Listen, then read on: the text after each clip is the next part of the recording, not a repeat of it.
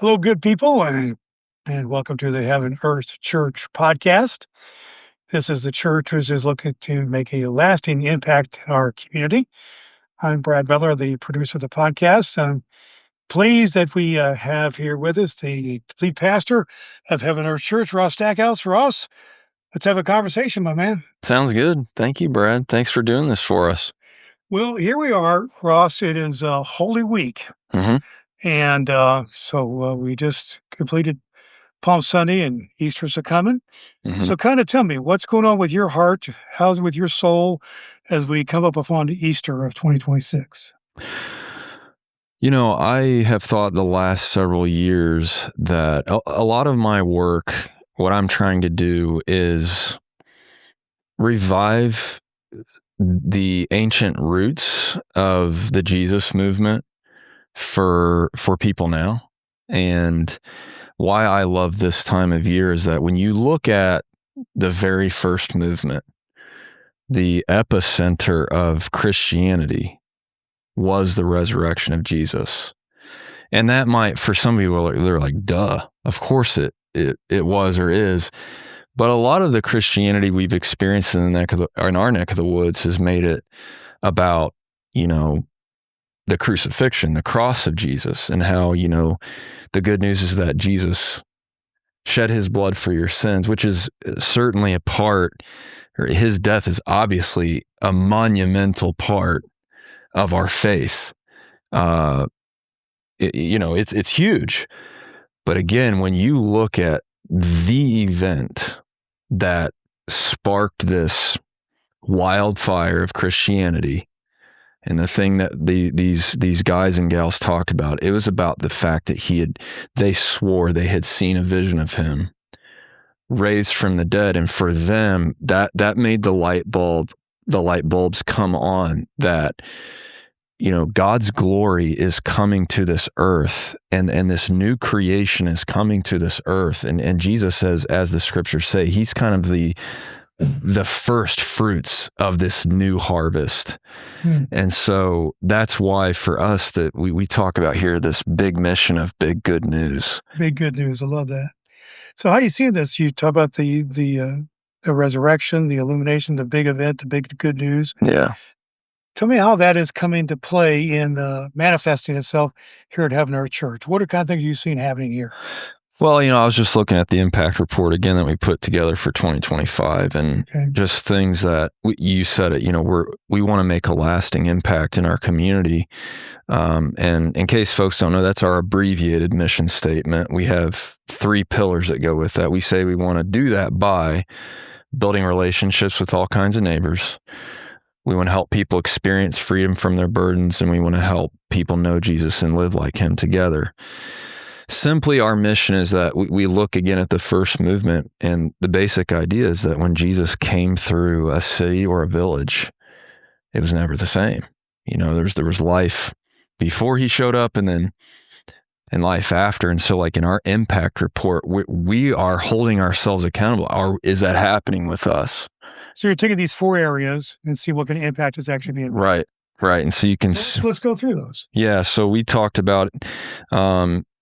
in the impact report, like we had events in the park this year at East Park where we're trying to go to our neighbors and meet them on their turf and build relationships. And so we had a couple of nights in the park, a pumpkins in the park event, and we had obviously a lot of our folks there, but we also met new neighbors there, and just trying to be a presence of kindness and joy in the community. So that was an exciting thing we did last year. But I was even reading like things that, they aren't huge numbers, but we had a couple of members who took flowers and fruit from people's gardens down to the mobile home community where they live a Sunday after church, and just passed them out to everybody there as a part of our garden team initiative. So they're building relationships with their neighbors there.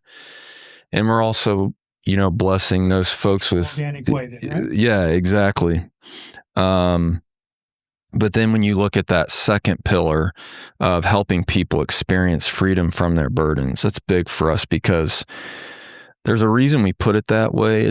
We want to go beyond charity. And don't get me wrong, charity matters. Like, organizations need funding and money to do what they do, but we also want to be an ongoing presence through partnerships with organizations in the community. So we fund stuff too. Like, so we give 5% of what comes into our church in day-to-day operations.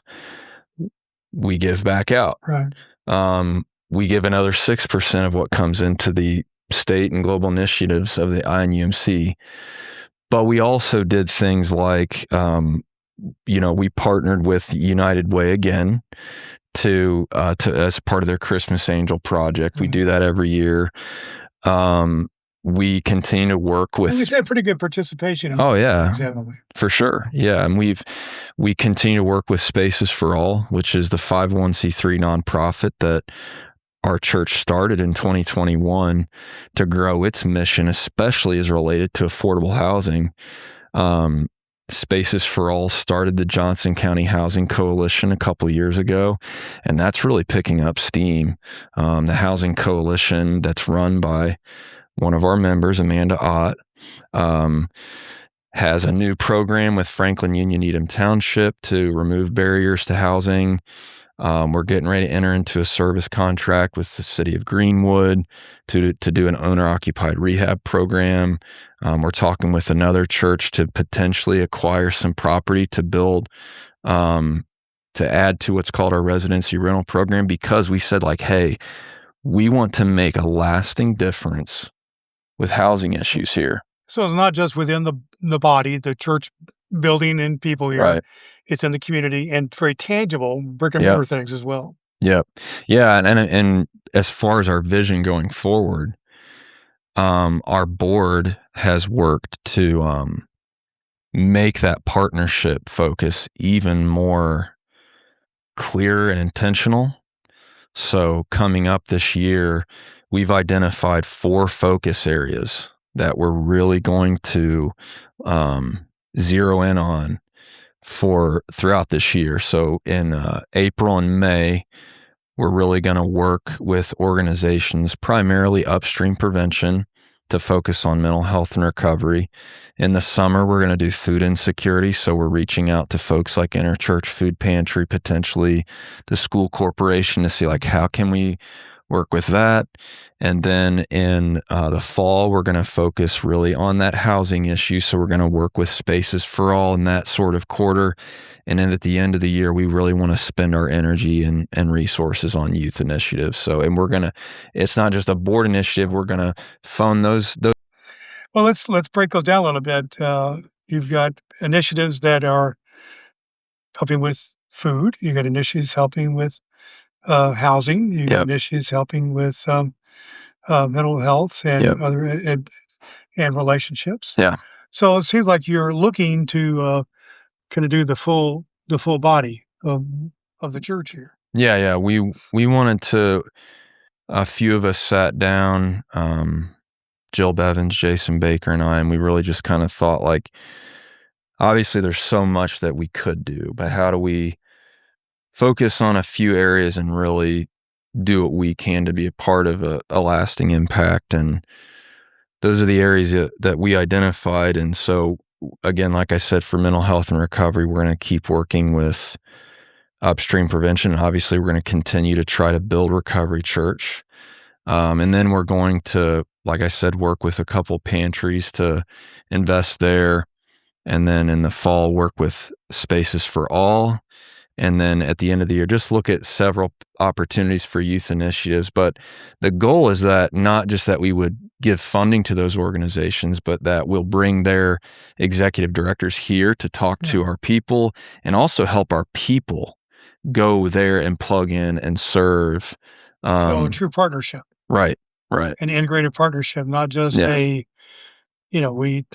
drop in a few dollars or a few volunteer hours. Right. It is an integrated that's right. leadership system. Yeah, because, that second pillar is we want to help people experience freedom from their burdens. Right. And then one of our 5 core values is we want to bless the community through partnerships. And so when you thing about those two things, they really hold us accountable. Like that's what we want to be about. We want to show some fruit on those in those areas. So I think there's another, you've touched on two of the pillars here. Mm-hmm. What was the next one? The mission statement. Right. Yeah. So we talk about we want to build relationships with all kinds of neighbors. That's pillar one. And then the second one is experience freedom from their burdens. And the third one is just helping people know Jesus and live like him together. Okay. How are we doing on that one? I think we're doing a lot better. So in 2023, we developed, kind of as a deeper dive of our core values, we developed 5 discipleship essentials. And these are the things we said, if we develop some tools and environments where people spend time with these essentials, we think that's going to help them grow spiritually and emotionally, such that they bear fruit of discipleship or apprenticeship with Jesus. So this past year, we implemented our discovery learning communities. So we did what we now call Discovery 1, 2, and 3. And we had close to, it was about 15 to 20 people, unique people, go through at least one of those experiences. And we had a decent chunk of people who did all 3. Discovery 1, was about, discovering more of your story and kind of the core values of HeavenEarth Church. 2 was getting into our essentials that we just talked about. And 3 was what's called a rule of life workshop, where it helps you identify your values and build a schedule that aligns it with your values. We had 14 people come to that on a Friday night. Wow. So it sounds like people are hungry for this type of intimate relationship with Jesus, going deeper. I think people are hungry for stuff that actually matters. Okay. I think, especially with the pandemic, I think what we saw after that was a lot of people withdrawing from a life of just doing stuff to do stuff. Right. I think it helped people notice or feel that the things they were doing, perhaps more out of a sense of obligation, they maybe didn't like it. They certainly didn't love it. And so the pandemic was like, why am I going to go back to that? Is it worth it? Yeah. And so that's kind of a burden that we carry, I would say somewhat gladly, is that we want to create environments and communities here that are worth being a part of. And so that's why we actually refined the discovery learning communities for this year. We just redid Discovery 1, and we made it even more of an experience for people to discover where they've been with faith, where they are now, and where they feel called to go. So it was more about self-discovery and faith. Can you give me an example you don't have to get the details or personalities, but have you seen people change? Have you seen people illuminate in this process? No doubt. I mean, there's no doubt about it. I think of one person in particular who, she just came out of, some church experience where I might describe it as more sort of, very heavy obligation environment. Some might call it, legalistic, and was really kind of, by this person's account, just was becoming disillusioned and kind of burdened by that environment, and then has come here and has felt a new sense of freedom, but also excitement and hope about depth and a new way. Interesting way you turn that phrase, an excitement and hope about depth. Yeah. I love that. Yeah. She inspires me. Like her stories about what she's seeing inspire me. But, even after the Rule of Life workshop, somebody texted me and saying like, I didn't know how much I needed that. And I think that's true for a lot of people. Like we experience this a lot here. Like we have a fair amount of people who, like, they know what they don't want anymore. but they're having a hard time discovering what their soul does want now, and what is God for me now? I know I'm not there wherever there is now, but what's next? What's next? Next step, yeah. How do I find that, and how do I go deeper with that? So how are you doing that? How are you helping people take the next step? Well, that's why we didn't want to create like a, A to B to C to D kind of thing, but we did want to. Jesus didn't always resolve people's confusion, because sometimes, as teachers will tell us, as we've all experienced, like sometimes confusion can help you. If you think of the 4 rooms of change, something I talk about a lot, denial, confusion, renewal, that confusion can help. Jesus didn't always. You got to sort it out. Yeah. You got to unravel things to put it back together. Yeah, there's bad confusion that's not necessary, and we want to get rid of that. But one thing Jesus always did offer people was a sense of direction. They might have not known exactly why, but you see, if you watch the Gospels, he's like, okay, we need to go across this lake over there now. And then it was like, okay, now we're going to go back across the lake to our villages.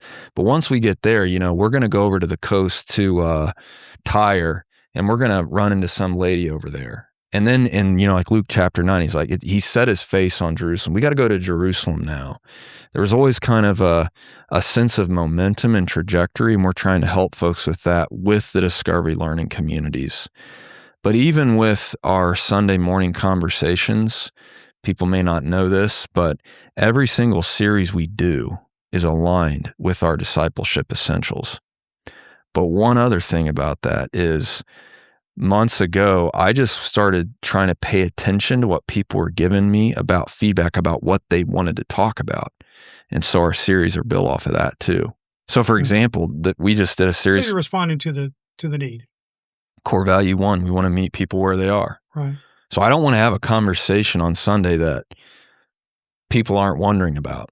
So the reason we just had this series, The Prayerful Life, a conversation for beginners, experts, and skeptics, is because we had a couple of people like, man, I really want to try to understand prayer at this point. Right. Again, it's like, I know I'm not there with prayer anymore, but I'm not sure where I am now with it.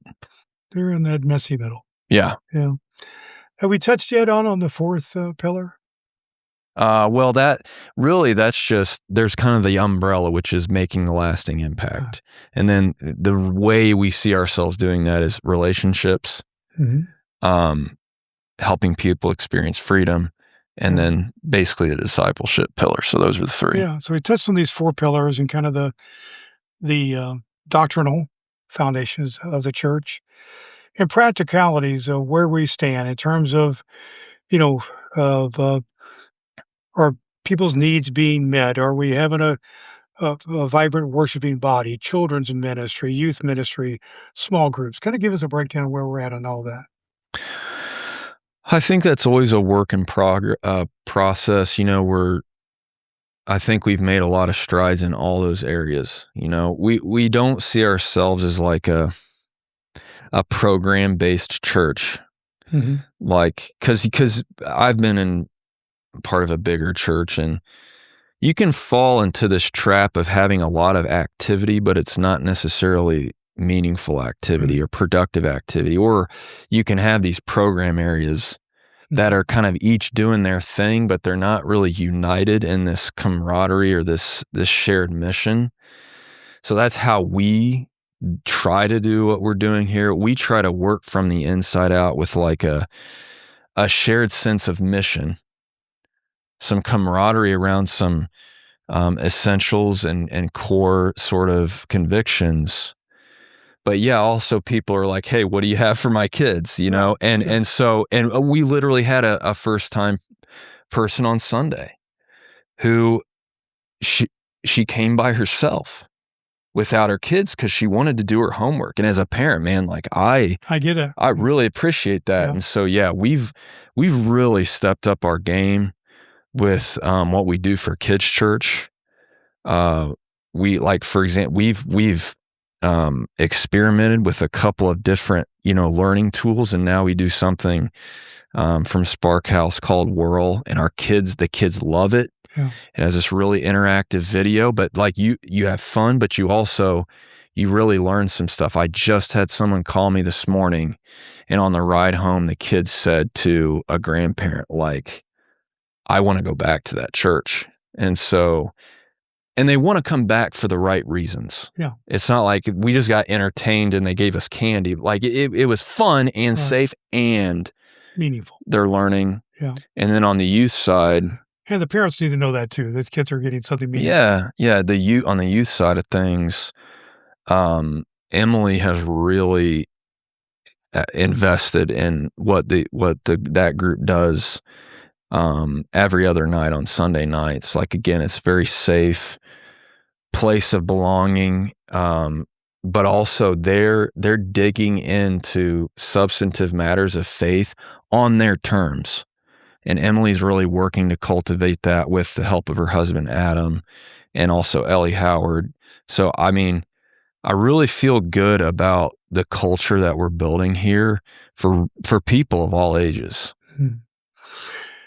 Well, I think you've given a pretty good synopsis here, Ross, of kind of the doctrinal, kind of where we're at on that, and kind of the state of the church ministries here. Mm-hmm. Let's do a little vision casting. Mm-hmm. You know, tell me what God's laying on your heart about what's next. I know HeavenEarth Church has been around for 7 or 8 years now, and I know that you're always thinking, you're always praying, Mm-hmm. you're always thinking kind of what's next. Mm-hmm. So what's God's laying on your heart about what's next in the vision future moving forward? Well, so from the very start, truly, when I look at, like, there's a picture here of almost I guess I'd say, like, primitive vision diagram for us, or strategic vision. We always dreamed that we never have wanted to be a mega church. Those are fine, for some people that's really helping them. And we didn't want to be that. We wanted to be almost intentionally small. Our vision is we want to be a neighborhood of friends who bring heaven to earth. So what we've talked about is almost being a small church that multiplies. Okay. And so what that looks like, we think, is, like you said, we had to kind of relaunch, if you will, in 2020, 2021, because of the pandemic. Right. That really interrupted a lot of our momentum. But so for the last 4 or 5 years, we've been kind of working the soil, cultivating something that can last, but also prepares us to maybe now grow to the point where maybe the number of folks that are engaged weekly, Sunday gathering in person, Sunday online, recovery church groups, gets to 100, 150. And once we get to that point, we would maybe discern, and I'm talking in the next 2 to 5 years, right. We would look at, hey, is there a core group of people that can start the next thing? So kind of a church multiplication strategy. Yeah, we don't want to become one big thing of like 1,000 people. We would rather really kind of keep like a family of folks here that are really involved in this mission, and then we help another group of people, replicate that, and then it'd be really cool in 10 to 20 years maybe to have like that multiplication continues, and we're not even controlling the kind of the next iterations of that. So it all would be related and integrated, but it have its own sense of its own life force, as it were. And well, that's good. Ultimately, it's pretty simple for us.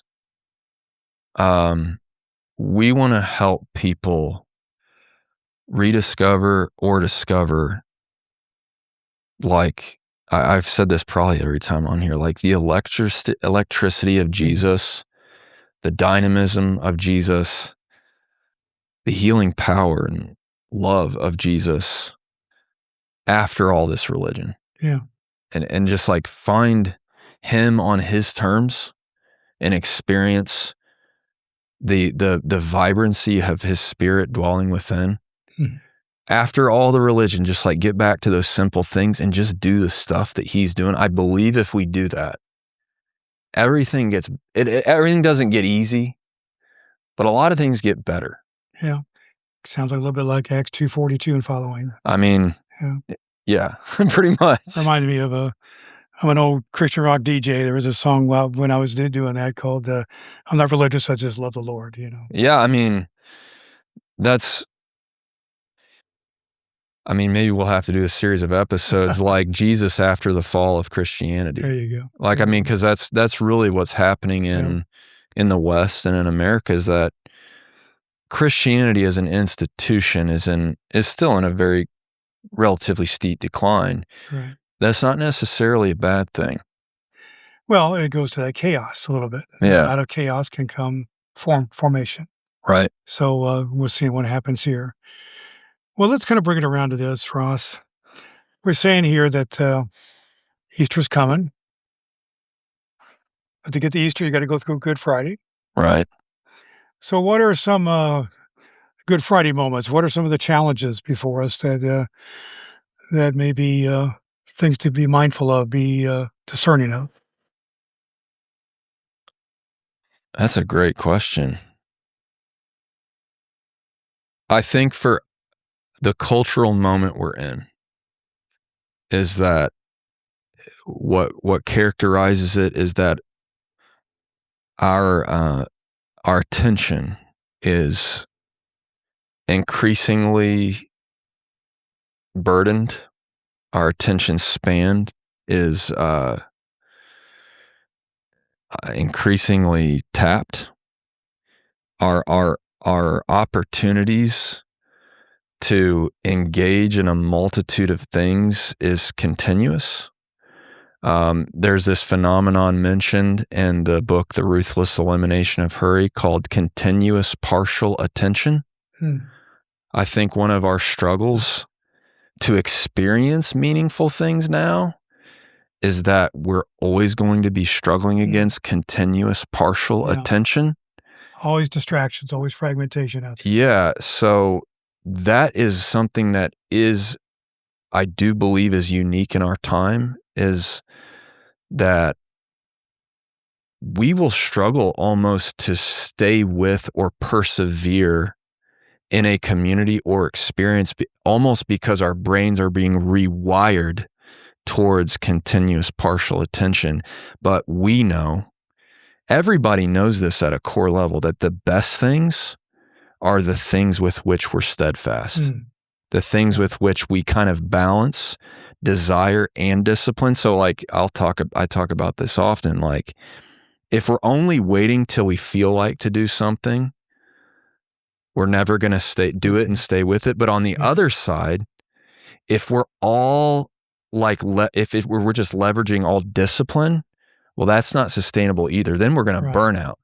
So we kind of have to have the discipline that helps us experience the good fruits of something, so it raises up our desire. Yeah. And we're kind of growing in desire and discipline. I think that's a big challenge for people in our time. Huge challenge.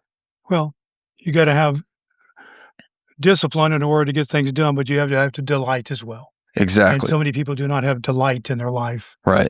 And I think that's what, when we say at HeavenEarth Church, that intersection of heaven and earth coming together, right? I think that's part of what this is all about. Right. Where they're not separate, heaven and earth are not separate. They are intersecting. And I like that. Yeah. I mean, ultimately, you could almost refer, like some folks have heard the word discipleship so much that they roll their eyes. I don't blame them. Right. But then there are other folks who are like, honestly, I don't even know what that means. Right. Discipleship is essentially having a growing sort of undivided attention towards Jesus. Yeah. And that's, when you say that out loud and then you put that next to continuous partial attention, you see right there the tension. I think there's a little bit of tension between devoted and divided. Yeah, for sure. So we could do that. Well, Ross, let's bring it around to this. We're talking about Easter coming and some great opportunities here in the church and some challenges, to be sure. Our culture is certainly a challenge.